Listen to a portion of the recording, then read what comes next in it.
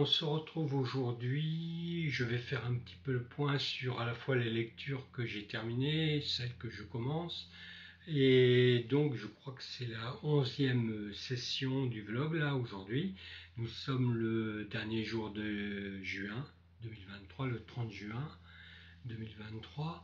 Et je vais commencer tout de suite, hein. D'abord, j'ai terminé euh, La Lune affamée de Ramsey Campbell. Alors c'est un livre que je ne vais pas commenter ici, puisque je le réserve pour un update FM qui devrait plus traîner maintenant, puisque je crois que j'ai lu assez d'ouvrages pour en monter un, pour en tourner un. Donc je l'intégrerai. J'ai beaucoup de choses à dire sur ce roman de Ramsey Campbell. Alors peut-être que bon, ce roman fait partie, je crois qu'il date de 1986, donc il fait partie des tout premiers romans de Ramsey Campbell que j'ai lus et je l'ai relu donc ainsi que j'avais déjà présenté également La poupée qui dévora sa mère, et j'en parlerai plus en détail. Mais pour l'heure, bien, je le repose. Voilà. J'ai également terminé, alors celui-là, je vais un peu en parler. Donc j'ai également terminé l'ouvrage de Joyce Sorman, pardon, donc À la folie. À la folie, alors j'ai même relevé un petit passage pour vous le lire. Donc j'ai beaucoup.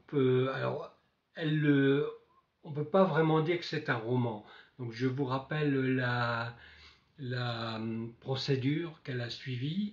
Donc elle s'est rendue pendant un an régulièrement dans un pavillon psychiatrique où elle a observé, en fait, je crois c'est comme ça qu'elle se décrit, hein, comme une observatrice, mais pas simplement neutre, dans le sens où elle a aussi échangé, parlé avec les malades mentaux, mais également avec leurs soignants, les soignants, et elle ne fait pas une analyse, mais elle dresse en fait à travers une multiplicité de chapitres un portrait de la psychiatrie aujourd'hui à travers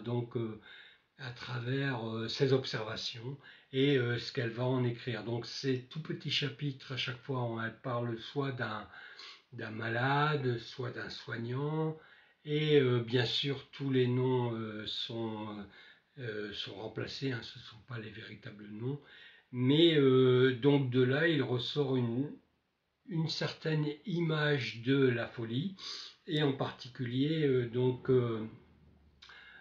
de la situation de la psychiatrie aujourd'hui. Vous savez, hein, que la santé se porte mal, et dans la santé, le secteur psychiatrique, c'est celui qui va le plus mal.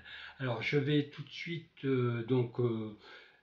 c'est très intéressant, c'est un regard d'écrivain, hein. Je vous avais parlé, je crois, d'une approche documentariste, dans la mesure où, à partir de ces observations, de ces échanges, de ces dialogues, elle va écrire un texte et qui, lui, est évidemment un texte entièrement personnel, hein. Il n'y a pas du tout de volonté de dresser un bilan objectif, mais plutôt de parler de la folie et du statut qu'on donne, que cette société donne aux malades mentaux.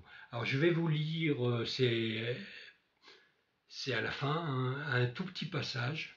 Donc en fait, c'est une soignante, hein, qui parle, et elle fait un peu le bilan de la psychiatrie et de l'hôpital psychiatrique aujourd'hui.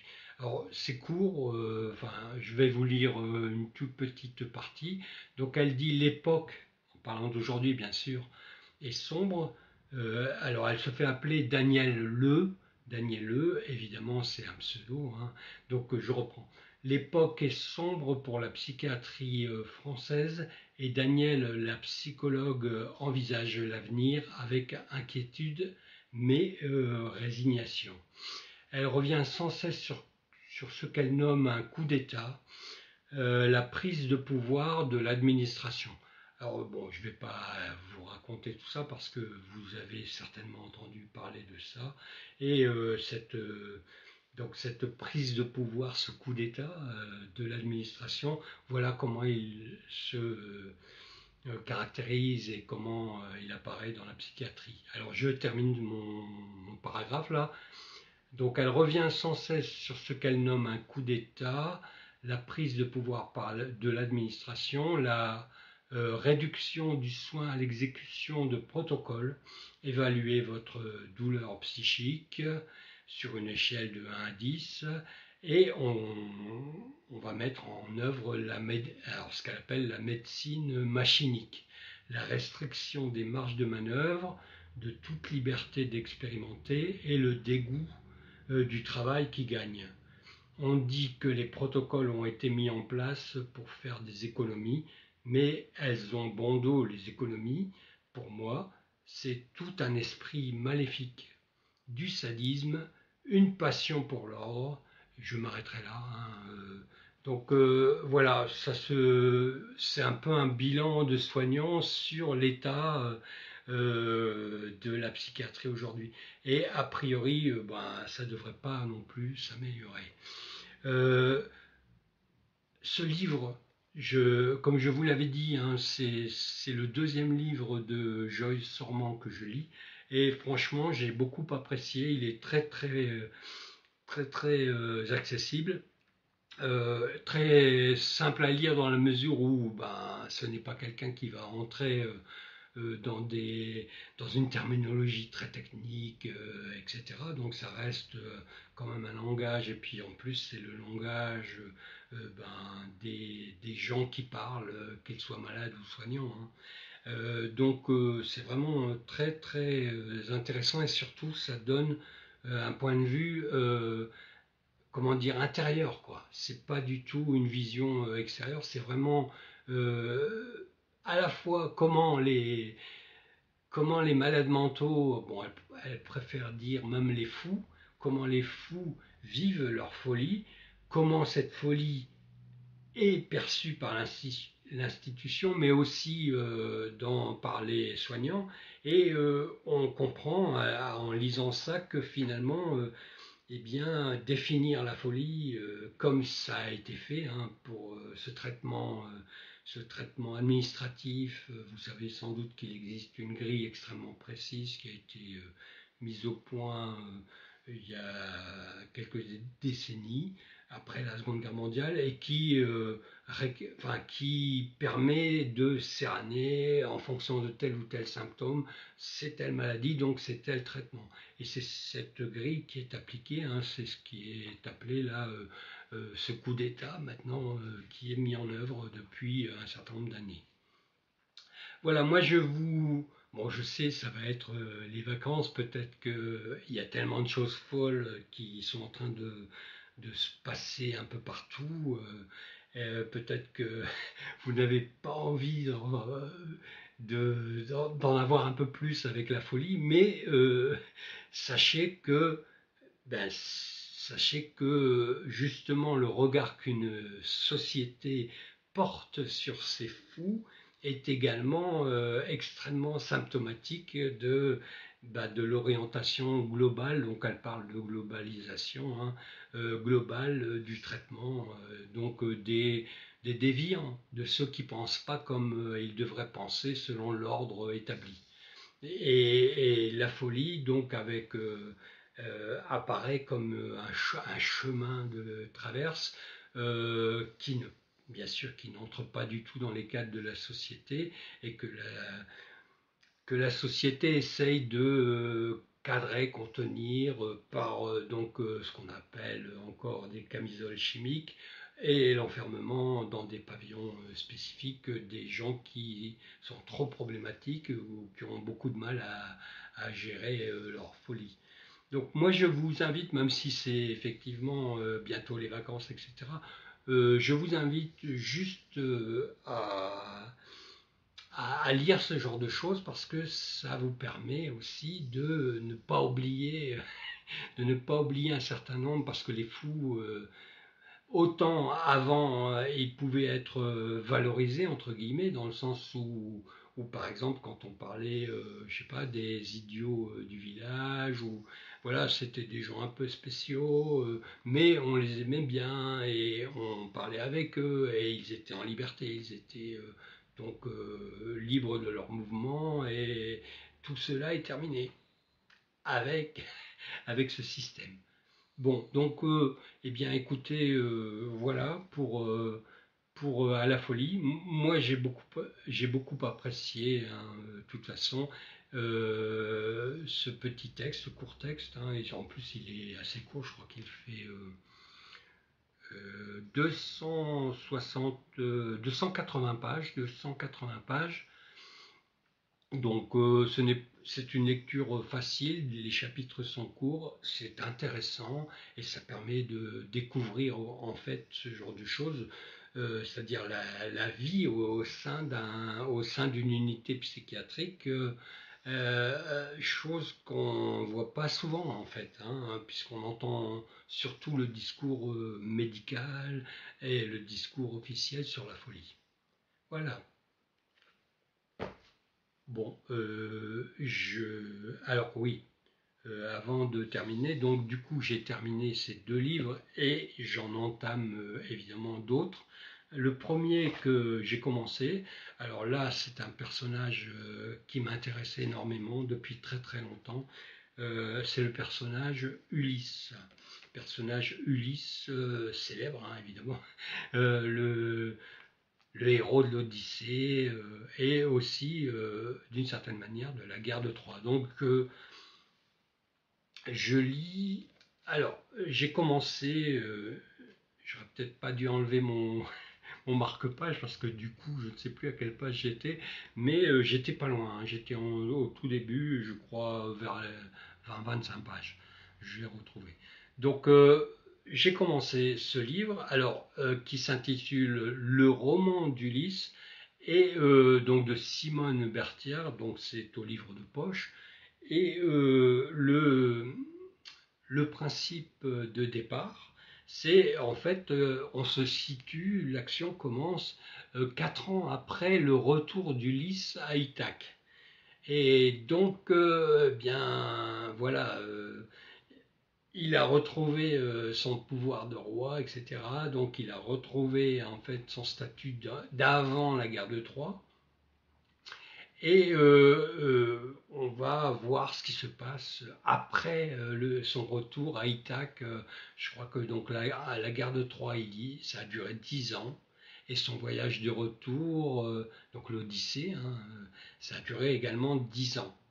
Donc en tout, avec 4 ans plus tard et 20 ans d'absence, donc on est à 24 ans. 24 ans plus tard, quoi. 24 ans plus tard, après le départ d'Ulysse d'Ithaque, eh bien, on va voir. Alors, ça m'intéressait d'autant plus pour une autre raison, c'est que j'ai toujours eu à l'esprit l'idée que Ulysse, une fois que ses 20 ans de guerre et de voyage seraient terminés, ne pourrait pas rester roi à Ithaque. Et surtout que dans l'Odyssée, il suggère l'idée qu'il pourrait partir, qu'il pourrait quitter Ithaque, tout quitter en fait, son statut de roi, etc., partir à pied et marcher avec une rame, je crois, avec une rame sur les épaules, et donc s'enfoncer dans les terres jusqu'à ce qu'il rencontre quelqu'un qui lui demande ce qu'il porte, et quelqu'un qui ne sache pas ce qu'est une rame. Alors je ne sais pas du tout, hein, si on va retrouver cette idée dans ce roman, mais c'est ce qui m'a intéressé en fait, parce que quelqu'un écrit ce que va faire Ulysse après avoir recouvré tous ses pouvoirs. Bon, je vous en parlerai quand je l'aurai lu. Alors, autre texte que je vais également, là j'ai pas encore du tout commencé, mais je vais le commencer, c'est également un court roman. Alors, l'auteur s'appelle Durian, Durian Tsukegawa, et le titre c'est L'enfant et l'oiseau. Alors, j'ai tout de suite accroché à la quatrième de couverture. Pourquoi? Parce que, en fait, cet oiseau c'est un corbeau, et on va suivre la vie, les aventures, la vie d'un corbeau. Et donc je me suis dit, ça c'est vraiment original, c'est très rare d'avoir le point de vue d'un corbeau et de suivre en fait sa vie. Alors je vous lis très rapidement la courte quatrième de couverture. Johnson, tombé du nid, est le seul survivant de sa fratrie. Alors Johnson, je pense que c'est le corbeau. À bout de force, le jeune corbeau est recueilli par Ritsuko, femme de ménage et mère célibataire, qui décide de le ramener chez elle au mépris de l'interdiction d'héberger des animaux dans son immeuble. Bien lui en prend car son fils adolescent Yoichi se passionne pour l'oiseau qui l'entoure de mille soins. Un jour, le gardien fait irruption chez eux et Johnson, que Yoichi avait caché sur le balcon, s'envole. C'est le début pour lui d'une longue errance. Il sait qu'il ne peut retourner auprès de son ami et doit affronter une ville hostile. Une rencontre va tout changer. Une rencontre va tout changer, comme, comme ça se passe assez souvent quand il y a souvent des rencontres qui changent tout. Donc je vous en parlerai quand je l'aurai lu. Et je me suis dit que ben, là aussi, peut-être qu'on a, là aussi, c'est comment dire, la rareté du sujet qui m'a avant tout intéressé. Donc, tout comme pour le roman d'Ulysse, c'est que va-t-il faire après 4 ans, 24 ans, donc après 24 ans. Et là, comment, qu'est-ce que peut vivre un corbeau? Voilà. Eh bien, alors je ne sais pas si je vais faire une autre session parce que là je n'ai pas, je regardais, mais comme je veux faire maintenant des vidéos un peu plus courtes, peut-être que je vais me contenter juste de ça et je vais regarder combien de temps ça dure et puis sinon j'ai un autre livre encore que je peux mettre, mais sinon je referai une autre session. Voilà.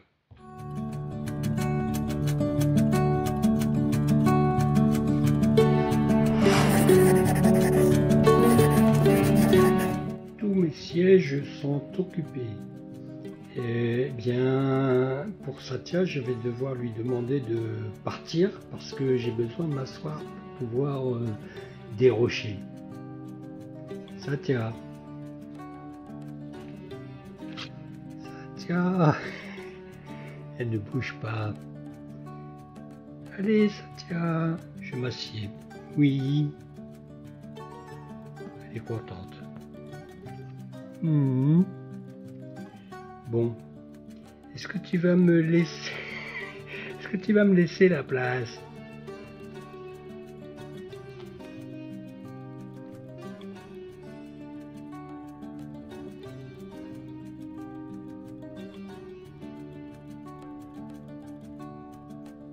On se retrouve aujourd'hui, lundi 3 juillet 2023, parce que d'une part, j'ai constaté en commençant à monter ce vlog que j'avais encore un peu de marge puisque je voulais maintenant faire des vidéos autour d'une demi-heure, donc il me restait 10-15 minutes possible et j'en profite puisque il m'est arrivé une micro-aventure de lecteur donc que je vais tout de suite vous raconter et qui a entraîné donc la mise en lecture d'un livre que je n'avais pas prévu tout de suite. Alors que s'est-il passé hier? Donc je me suis réveillé et j'ai coutume en fait de commencer à lire pour me mettre bien pour la journée dès le petit déjeuner. En général, hein, je sirote un café tout en poursuivant ou en commençant une lecture. Et hier, je me suis j'ai voulu me livrer à ce petit rituel de lecteur et je me suis rendu compte que je n'avais, parmi les livres que je vous ai présentés, que j'avais commencé à lire, je n'en avais aucun à portée de la main. En effet, alors voilà, moi je suis dans une maison étroite mais haute avec plusieurs étages. Du coup, je tourne en fait au deuxième étage et notre chambre se trouve au rez-de-chaussée. Et oui, c'est une organisation un peu particulière. Et donc, j'ai à chaque étage une petite palle qui est prête pour la lecture. Et donc, remarquant que je n'avais pas descendu les livres que j'avais présentés, donc, et que j'étais en train de lire, donc je n'en avais pas sous la main. Donc j'ai regardé dans ma petite palle du rez-de-chaussée et j'ai vu qu'il y avait tout en haut donc un livre que j'avais l'intention de commencer bientôt et que je vais vous présenter tout de suite, mais très rapidement puisque je n'ai fait que le commencer. Et en fait, je l'ai commencé donc hier. Il s'agit des vestiges de l'aube de David Cara. Et en fait, j'ai vu qu'il y avait également une suite que je lirai après, qui s'intitule donc Une nuit éternelle, et donc toujours de David Cara. Alors, il me semble que les deux récits peuvent fonctionner indépendamment, hein, et que bon, on va retrouver sans doute les mêmes personnages, mais que ce sont deux histoires distinctes. Je repose. Donc j'ai commencé les vestiges de l'aube hier et je me suis bien avancé en fait, enfin bien avancé. Non pas tellement, mais j'ai lu 74 pages. Je suis à la page 74 et j'ai vraiment accroché tout de suite. C'est un livre extrêmement bon, on rentre dedans tout de suite. Bon, il s'agit d'un polar fantastique.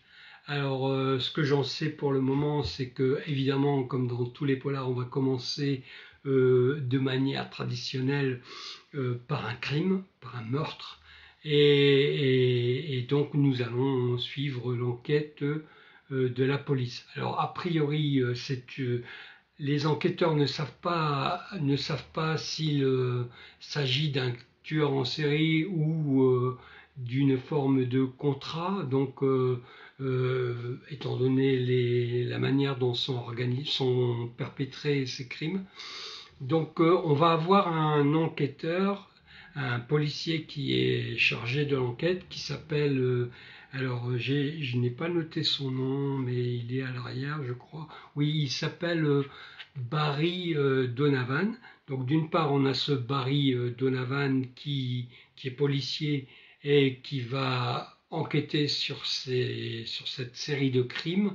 Alors, l'action se déroule à New York en 2003. D'ailleurs, on sent encore très très présent l'influence des attentats du 11 septembre 2001, puisqu'il en est question à plusieurs reprises déjà, hein, dans ce que j'ai lu.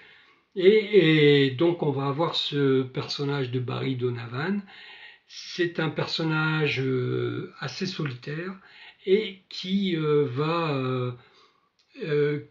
passe un peu son temps sur Internet, et en particulier avec un correspondant qu'il trouve très intéressant, puisqu'ils peuvent avoir des discussions assez approfondies, assez riches, ce qui change beaucoup de la majeure partie des discussions habituelles, surtout dans les forums de discussion.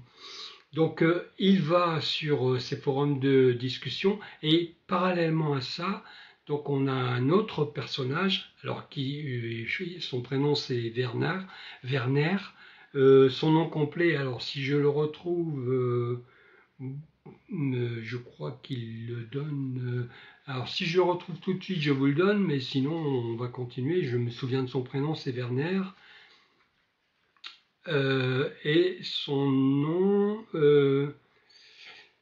bon, je pensais avoir retenu la page, mais encore une fois, je ne le retrouve. Ah oui, ça y est. Donc c'est Werner von Lewinsky, donc son nom complet. Alors ce Werner von Lewinsky est le personnage fantastique, puisque c'est un vampire. Il est né en 1812 et donc il vit discrètement, il se fait... il essaie de ne pas se faire repérer et c'est quelqu'un qui va un peu à l'encontre, qui explique, c'est un vampire qui explique que eh bien, les vampires ne passent pas leur temps à chasser des proies humaines pour s'abreuver de leur sang, mais comme ils ont beaucoup de temps, lui, Werner, donc préfère, en fait ne veut pas, il est obligé puisque il a bien conscience que étant vampire, il est l'objet d'une malédiction qui l'oblige à tuer des humains pour s'abreuver de leur sang. Donc ça, il le sait, mais c'est quelque chose, c'est une action qu'il ne commet, qu'il essaye d'éviter le plus possible. Et pour passer le temps, puisqu'il a beaucoup de temps, il dit que c'est avant tout, c'est un grand lecteur, qu'il s'est alors étant né en 1812, il va suivre eh bien, les différentes évolutions de la société, évidemment, et donc il va découvrir le cinéma et il va devenir aussi passionné de cinéma. Et quand Internet va arriver, eh bien, il va aussi se passionner pour Internet, pour les réseaux sociaux, pour les discussions. Et c'est comme ça qu'il va rencontrer de manière virtuelle Barry. Alors tous deux vont discuter, vont très bien s'entendre. Et là où j'en suis, eh bien, il projette, en fait, c'est Werner qui propose à Barry qu'ils se rencontrent en vrai. Bon, voilà où j'en suis, donc je ne peux pas vous en dire beaucoup plus, mais en tout cas, c'est extrêmement, alors je sais pas si je peux dire addictif, ça se lit très bien. En tout cas, moi j'ai commencé et puis je n'ai pas pu m'arrêter. C'est jusqu'à la page 75, j'ai lu en une fois là, sur une matinée, même pas. Donc je compte le terminer rapidement pour pouvoir aussi enchaîner donc le deuxième volume, alors je dis la suite, donc Une nuit éternelle. Cet auteur, donc David Carra, je ne connaissais pas, hein, c'est le premier que je lis de lui, et il est plus connu alors pour une trilogie que je vais me procurer, je pense, une trilogie que vous connaissez peut-être, qui est composée donc de trois romans. L'un, le projet Bleiberg, alors je crois qu'elle est connue sous ce nom-là. Ensuite, c'est suivi du projet Shiro. Et le troisième volume, c'est le projet Morgenstern. Morgenstern, pardon. Oui. Donc voilà, il est connu pour cette trilogie. Et a priori, donc, je pense quand même que Les vestiges de l'aube et Une nuit éternelle, ça, c'est pareil, ça s'enchaîne très bien et c'est vraiment très prenant.